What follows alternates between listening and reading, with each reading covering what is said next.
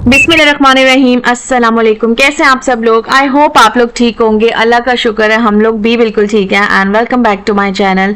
तो ये सैटरडे का दिन था और अल्हम्दुलिल्लाह शुक्र है अल्लाह का, अच्छे से नाश्ता किया और इस टाइम हम लोग बाहर जा रहे हैं। तो बाहर कहाँ जा रहे हैं मैं आपको बताती हूँ। उससे पहले ये कि मेरे चैनल को सब्सक्राइब कर दें अगर नए आए हैं, और अगर आप लोगों को मेरी वीडियो में कुछ भी अच्छा लग रहा है तो लाइक करना प्लीज़ मत भूलिएगा। और उन सब लोगों का दिल से शुक्रिया जिन्होंने मेरे चैनल को सब्सक्राइब किया है।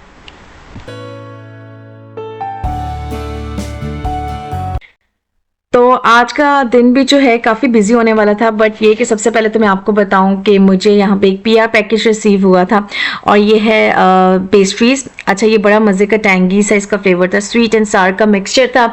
और ये एक पेस्ट्री शेफ़ हैं जिन्होंने मुझे ये पीआर सेंड किया।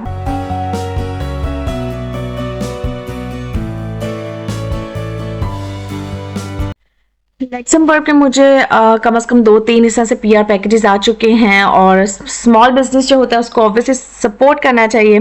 तो बस ये कि मेरा उनके साथ ये कोलैबोरेशन थी और बहुत मज़े की इनकी पेस्ट्रीज थी। इंशाल्लाह वो नेक्स्ट अपकमिंग व्लॉग में मैंने थोड़ा सा शूटिंग की है उसकी सारी चीज़ों की, और उसके उनके जो फ्लेवर्स थे उसको टेस्ट करके रिव्यू दिया था। बहुत ही ज़्यादा अच्छे थे, पर्सनली मुझे बहुत अच्छे लगे। अच्छा, मैं यहाँ पे ये भी बता दूँ कि ये वीगन थे और ये जो हैं हलाल हैं ऑब्वियसली, और दूसरा ये कि इसमें कोई अल्कोहल, कोई जेलेटिन नहीं डलती।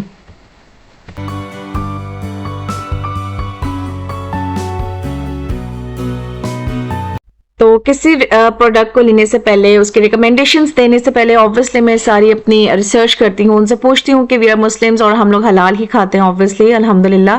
तो और जिसको हम लोग रिकमेंड करेंगे वो भी हलाल ही ऑब्वियसली प्रोडक्ट्स खाएगा। तो इसमें तो कोई खैर डिबेट नहीं बनती, बट ये कि मैं उनसे सारी जो है ना स्पेसिफिकेशंस और सारे इनसाइट्स जो है पहले उसकी इन्फॉर्मेशन ले लेती हूँ। तो एनीवेज जी, सैटरडे था और मुझे एक बर्थडे इवेंट जो है ना उसका ऑर्डर आया हुआ था। मुझे कुछ बनाने थे, चिकन चीज़ पैटीज बनानी थी, और दूसरा ये कि मुझे मशरूम पैटीज बनानी थी, और दूसरा ये कि मुझे बर्गर बन्स रेडी करने थे।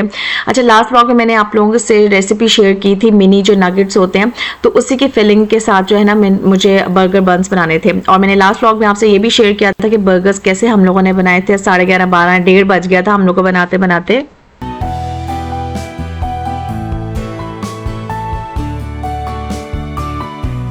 लास्ट व्लॉग में बहुत से लोगों के मुझे कमेंट्स आए थे कि आप डिटेल रेसिपी शेयर किया करें, तो इंशाल्लाह ताला पूरी कोशिश करूंगी अपकमिंग व्लॉग्स में आप लोगों को सारी रेसिपी जो है ना आपसे शेयर करूं। बट फॉर टुडे थोड़ी सी माजरत, क्योंकि ये मैंने ऑब्वियसली रिकॉर्ड की हुई थी पहले। तो खैर आपको क्विक सी रेसिपी बता देती हूँ। मैंने मिन्स चिकन लिया था, उसको जो है उसके अंदर मैंने onion, mushrooms, capsicum, green onion जो है उसको हल्का सा सौते किया था साइड बाय साइड। और जो मिन्स अनियन है उसके अंदर मैंने भी सारी बेसिक स्पाइसेस डाली थी, vinegar, soya sauce, hot sauce, chilli garlic sauce, Worcester sauce, और हाँ ये सारी चीज़ें डाली थी, और सोया सॉस भी डाली थी। और इसको ये कि हस्बे से डाली थी, और इसका अच्छा सा जो ना रनिंग से एक बैटर रेडी कर लिया था, और थोड़ी सी क्रीम भी डाली थी, और एंड पे जो आप चीज़ दे सकते हैं वो भी मैंने डाली थी। वेजिटेबल्स को सौते करके वो सारा मैंने चिकन जो मिन्स था उसके अंदर ऐड कर लिया था, ठंडा किया था इसको ओवरनाइट। और फिर ये कि सुबह का टाइम था, और इस टाइम जो है ना मैंने ये पफ पैटीज वाली जो शीट होती है ना ये मंगवाई थी तकरीबन 4 से 5 रेक्टेंगुलर फॉर्म में। और ये कि अब मैं इसकी फिलिंग कर रही हूँ। अच्छा, मेरी ऊपर डिपेंड करता था, जिन्होंने मुझे ऑर्डर दिया था उन्होंने कहा था आप अपनी मर्जी से जो है ना पैटीज की जो शीट्स होती हैं उसको कोई भी आप लाइक डिज़ाइन दे सकती हैं। तो मैंने इस तरह से इसको कुछ डिज़ाइन दिया था, और ये हर्टा ब्रांड है, जो लोग यहाँ पे लक्समबर्ग रहते हैं उनको पता होगा, और अगर किसी को नहीं पता तो मैं बता देती हूँ। ये हर्टा ब्रांड है और ऑब्वियसली ये हलाल है, और इसमें ये कि आपकी तकरीबन 7-8 जो है ना मतलब अच्छी से अगर आपने बड़ी साइज़ की बनानी है पफ पैटीज वो बन जाती हैं। तो इसको ये कि मैंने बेक करना था, और मेरे पास जो थे 2 घंटे थे जिसमें मुझे बर्गर बन्स रेडी करने थे तकरीबन 30 के करीब, और मुझे ये पफ पैटीज जो है वो भी तकरीबन 30 के करीब जो है ना रेडी करनी थी। अच्छा, ये पफ पैटीज की एक बात ये होती है कि जब आप इसको रेडी कर लेते हो ना तो आपने इसको एग वॉश देना होता है, और ऊपर जो है आपने स्प्रिंकल करने होते हैं कोई सेसमी सीड्स। अच्छा, आप कोई और सीड्स भी कर सकते हैं, लेकिन सेसमी सीड्स की एक तो अडोर बहुत अच्छी आती है, सेकेंडली ये कि खाने में बहुत अच्छे लगते हैं। और जब भी आपने इसको बेक करना हो तो आपने एक पैन लेना है, उसके ऊपर फॉइल पेपर या पार्चमेंट पेपर कुछ भी आप रखें, हल्का सा उसको ग्रीस करें, और जो है तकरीबन 15 मिनट के लिए 180 डिग्री सेंटीग्रेड पे जो है ना आप इसको बेक करें।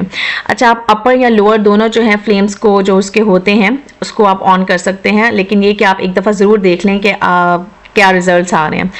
सेकेंडली ये कि ये इस तरह से कुछ रेक्टेंगुलर फॉर्म में शीट्स होती है, आप इसको स्क्वायर फॉर्म में भी कट कर सकते हैं, रेक्टेंगुलर में भी कर सकते हैं, स्क्वायर में भी कर सकते हैं, ट्रायंगल में भी कर सकते हैं, मतलब आप उसको कोई भी शेप दे सकते हैं। बहुत ही ज़्यादा मज़े के बनते हैं, बिल्कुल बेकरी वाला टेस्ट आता है।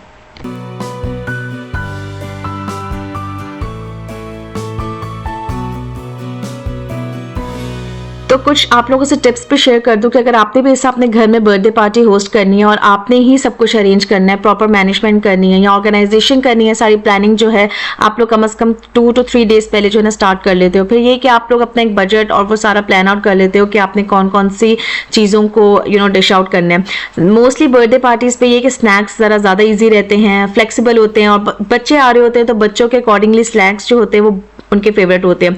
और सबसे बड़ी बात ये कि अगर फिंगर फूड्स बच्चे खाएं ना तो वो उस मेसी भी जो है ना कम होते हैं। तो कोशिश ये करें कि अगर कोई बर्थडे पार्टी अरेंज कर रहे हैं तो उसमें स्नैक्स रखें, लाइक मिनी बर्गर्स रख लें, समोसे रख लें, स्प्रिंग रोल्स रख लें, और इस तरह से जो हैंडी चीज़ें होती हैं ना, सैंडविचेस वगैरह वो रख लें, इस तरह पफ पैटीज रख लें, शॉर्मा के जो छोटे छोटे रैप्स होते हैं वो बना के रख लें, टॉर्टिलाज रख लें। मतलब ये काफ़ी ज़्यादा ऑप्शंस होती हैं। ये कि आपके पास डिफरेंट वैरायटी भी हो जाती है, लोग भी इंजॉय करते हैं, बच्चे बहुत ज़्यादा खुश हो जाते हैं। और ऑब्वियसली अगर आप डिस्पोजेबल आइटम्स या प्लेट्स वगैरह रखते हैं तो वो भी बहुत इजी और हैंडी हो जाता है, आपको बाद में धोने नहीं पड़ते। तो यहाँ पे अब्रॉड में तो हम लोग नॉर्मली इसी तरह ही करते हैं, डिस्पोजेबल आइटम्स ज़्यादा यूज़ करते हैं, क्योंकि ऑल अलोन आपने सब कुछ करना होता है, हर चीज़ को मैनेज करना थोड़ा सा ज़रा ट्रिकी हो जाता है।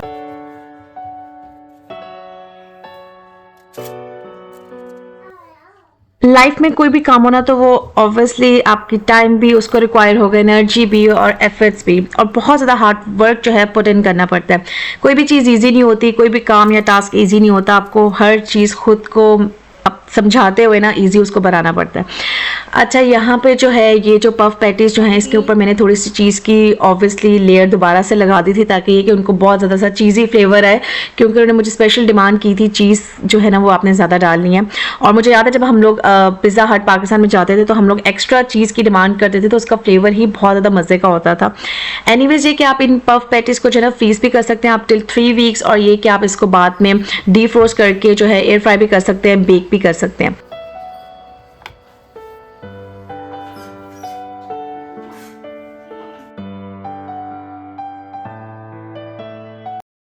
मीनवाइल ये कि मैंने पफ पैटीज जो थी चिकन वाली, मशरूम्स वाली, बहुत मज़े की बन रही थी, तो खैर उसको मैंने बेकिंग करने के लिए रख दिया था। और जो यहाँ पे है मैंने सारे के सारे ये जो मिनी नगेट्स है ना, इसको सर्कुलर फॉर्म में बनाया था मैंने, क्योंकि ये मैंने बंस में डालने थे। और इसको जो है मैंने फ्राई भी कर लिया था, वो मैंने आपको लास्ट व्लॉग में दिखाया था। और यहाँ पे ये कि अब ये नेक्स्ट जो है वो क्लिप है, ये सारे जो है ना इसकी मैंने अच्छी सी फोटोग्राफी करके बर्गर बंस जो है उसको रेडी करके, और स्लाइडर्स जो थे उसको भी मैंने कट कर लिया था, हल्का सा मैंने इसको टोस्ट भी किया था। अच्छा, इसमें 2 ऑप्शंस होती हैं, आप पहले भी टोस्ट कर सकते हैं और एट द एंड भी कर सकते हैं। कुछ को मैंने पहले कर लिया था, लेकिन बाद में फिर मुझे ख्याल है कि नहीं, मैं एट द एंड ही सारे को टोस्ट जो है ना वो करती हूँ, वार्म करती हूँ। और इसके अंदर जो है मैंने केचप, मेयोनीज और ये जो बर्गर सॉस होती है वो, और यहाँ पे सैमुराई भी मिलती है, काफ़ी और भी सॉसेज होती हैं, लेकिन ये कि जो उन्होंने मुझसे रिक्वेस्ट की थी मैंने वो जो है ना ऐड की थी। और ऑब्वियसली सारी सॉसेज जो है हलाल हैं। इसके बाद मैंने चीज़ की एक जो है वो लेयरिंग की थी, और फिर मैंने जो ग्रीन हमारा सैलेड का पत्ता होता है वो रखा था। एंड दूसरा ये कि उसके बाद मिनी जो मेरे नगेट्स रेडी हो गए थे ना चिकन के, मैंने वो रखे थे, और इसको मैंने जो है स्टिक कर दिया था ताकि ये कि बर्गर्स जो है अपनी जगह से ना हिलें। और बड़े मज़े के हमारे मिनी बर्गर्स और स्लाइडर्स जो है वो रेडी हो गए थे।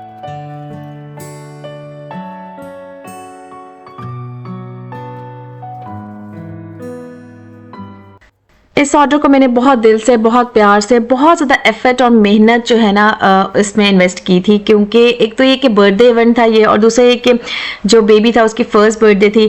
तो मेरे जहन में यही बार बार आ रहा था कि एटलीस्ट बहुत यादगार हो, अच्छी मेमोरीज क्रिएट हो, और खाना जो है टू द पॉइंट और स्पॉट हो, क्योंकि खाना जो है वो मेन इंग्रेडिएंट होता है किसी भी इवेंट का। अगर आपका खाना अच्छा नहीं होगा और अगर आपकी सारी मैनेजमेंट या डेकोरेशन वगैरह, एम्बियंस बहुत अच्छी होगी, बट खाने में अगर थोड़ी सी कसर रह जाए ना तो लिटरली फिर मूड थोड़ा सा ऑफ भी हो जाता है।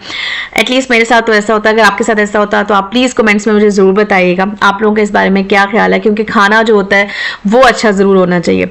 एनीवेज यहाँ पे मुझे आई विल बी ऑनेस्ट, मुझे काफ़ी ज़्यादा टेंशन भी हो रही थी, और सैटरडे था, बच्चे भी घर पे थे और उनको भी मीनवाइल मैं देख रही थी। थोड़े देर के लिए जो है ना मैंने अपने हस्बैंड से भी रिक्वेस्ट की कि आप बच्चों को ज़रा देख लें, मुझे सिर्फ 2 घंटे दे दें। 9:30 बजे हम लोग मतलब नाश्ता वगैरह हम लोगों ने कर लिया था। 10 बजे मैं किचन में थी, थोड़ी बहुत चीज़ों को समेटने के बाद जो है ना मैंने ये अपना सारा काम स्टार्ट कर दिया था।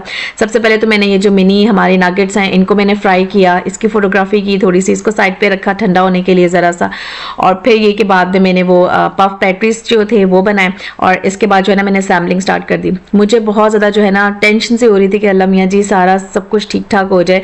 होता है ना कि जब आपको माशाल्लाह से ज़्यादा ऑर्डर मिल जाए और फिर एक इवेंट का हो और वो भी बर्थडे, फर्स्ट बर्थडे, तो आप थोड़ा सा ज़रा आपको होता है आप टैकल तो कर लोगे, but still at the back of the mind आपको होता है कि आप सारी चीज़ों को अच्छे से जो है ना मैनेज कर लो, क्लियर कर लो।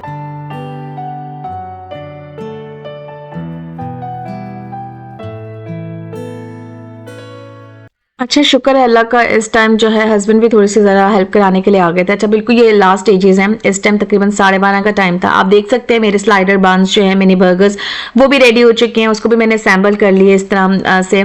और सेकेंडली ये कि मेरे जो चिकन चीज़ जो पैटीज़ हैं, पफ पैटीज, वो भी रेडी हो चुके हैं। माशाल्लाह से बहुत अच्छा इसका टेक्सचर आया था, कलर बहुत अच्छा आया था। मैंने 30 का मुझे ऑर्डर था तो मैंने तकरीबन 32 बनाए थे, और मैंने टेस्ट नहीं इस टाइम किया था क्योंकि बहुत ज़्यादा मैंने जाना पैनिक वाला मूड ऑन था और मुझे था कि सब चीज़ें अच्छी तरीके से हो जाएं। फिर ये कि इसको वार्म अप करने के लिए मैंने वन बाय वन जो है इसको ओवन में रखा ताकि ये कि ये जो है ना वार्म रहे।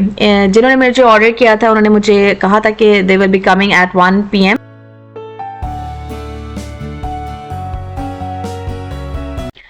और सेकेंडली ये कि यहाँ पे बहुत ज़्यादा लोग पाबंद हैं और बिल्कुल टाइम पे आते हैं, तो मेरी भी यही कोशिश थी कि एटलीस्ट 1 बजे से पहले, लाइक 10 मिनट्स जब 1 बजने में रह जाएं तो उससे पहले पहले एटलीस्ट मैं सारी अपनी चीज़ों का सैम्पल कर लूँ, रेडी कर लूँ, बिल्कुल जैसा कहते हैं ना फाइनल टचेस दे के सब कुछ रेडी कर लूँ, फोटोग्राफी कर लूँ, पिक्चर्स खींच लूँ। और ऑब्वियसली मुझे अपने इंस्टाग्राम पे भी उसको पोस्ट करना पड़ता है, यूट्यूब के लिए भी मुझे थोड़ा सा काम करना पड़ता है। आप जब इतनी मेहनत इतनी एफर्ट कर रहे हो, लिटरली आपका पूरे 2-2 3-3 दिन इसी टाइम इस चीज़ में सारा सर्व हो रहे हैं। ऑब्वियसली अपार्ट फ्रॉम घर आपको इस चीज़ को भी टाइम देना होता है, 3 से 4 घंटे 5 घंटे एटलीस्ट इसमें लग जाते हैं।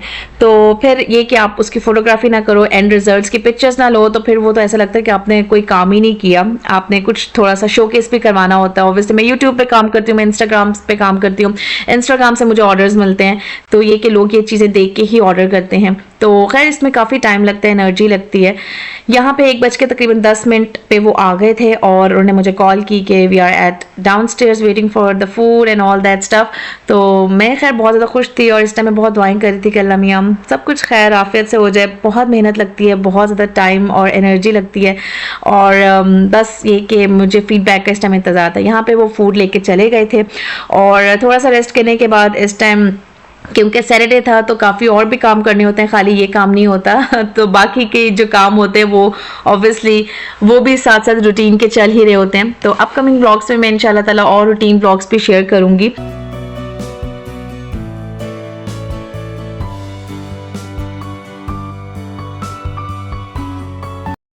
यहाँ पे रूटीन के और भी काम चल रहे होते हैं। ऑब्वियसली 2 दिन होते हैं सैटरडे संडे जिसमें आपको मैक्सिमम अपने काम करने पड़ते हैं और फिर आपको रेडी रहना पड़ता है नेक्स्ट वीक के लिए, बच्चों को, घर को और भी चीज़ों को रेडी रखना पड़ता है।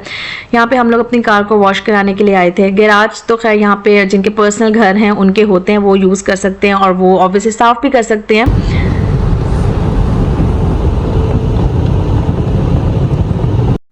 बाकी ये कि जिनके अपार्टमेंट्स होते हैं उनके लिए थोड़ा सा ज़रा मुश्किल हो जाता है, तो ये अपॉर्चुनिटी को ज़रूर अवेल करना चाहिए। और ये कि महीने में 1 दफ़ा आप आ गए, आपने अच्छे से इसको क्लियर अप कर दिया। बाकी ये कि रूटीन की सफाई गाड़ी की जो होती है वो तो आप करते ही रहते हैं, वो तो सारी चीज़ें साथ साथ चल ही रही होती हैं। यहाँ पे जितने भी लोग मुझे देख रहे हैं, आई डोंट नो आप लोग लाइक कहाँ से बिलोंग करते हैं, मुझे ज़रूर बताइएगा किस कंट्री से मुझे देख रहे हैं, किस सिटी से मुझे देख रहे हैं, किस तरह के एनवायरनमेंट में रह के मुझे देख रहे हैं। लेकिन जो जो भी लोग देख रहे हैं ना, उनको मेरा एक मैसेज है। मैं लाइक अपने आप को कुछ समझती तो नहीं हूँ लिटरली, बट ये कि आपको अगर कहीं से भी कोई अच्छी बात मिले तो वो आपको ज़रूर बतानी चाहिए। कोई भी काम जो आपकी रिस्पॉन्सिबिलिटी है, चाहे as a mother, as a student, as a housewife, as a worker या एज अ होम मेकर या एज अ अगर आप कोई बाहर जॉब कर रहे हैं, कोई भी आप काम करें ना, उसको पूरी रिस्पॉन्सिबिलिटी के साथ करें, पूरी सेटिस्फेक्शन के साथ करें, अपना पूरा इनपुट दें, अपना हार्ड वर्क जो है उसके अंदर करें, इन्वेस्ट करें अपनी टाइम को और बहुत ज़्यादा खुश होकर करें। जब आप खुश होते हैं आपको मेंटली वो चीज़ बहुत रिलैक्स करती है, आप फिजिकली भी आपके ऐसे हार्मोन्स रिलीज होते हैं क्योंकि आप खुश होते हैं कि आपने अच्छा प्रोडक्टिव काम किया, थोड़ा चैलेंजिंग काम किया। और ऑब्वियसली जब आपको अप्रिसिएशन मिलती है तो वो तो फिर सोने पे सुहागा वाली चीज़ हो जाती है ना। तो ये चीज़ होना बहुत ज़्यादा ज़रूरी है लाइफ में, आपकी पर्सनल सेटिस्फेक्शन होना और एट द एंड ये कि आपका सुकून होना।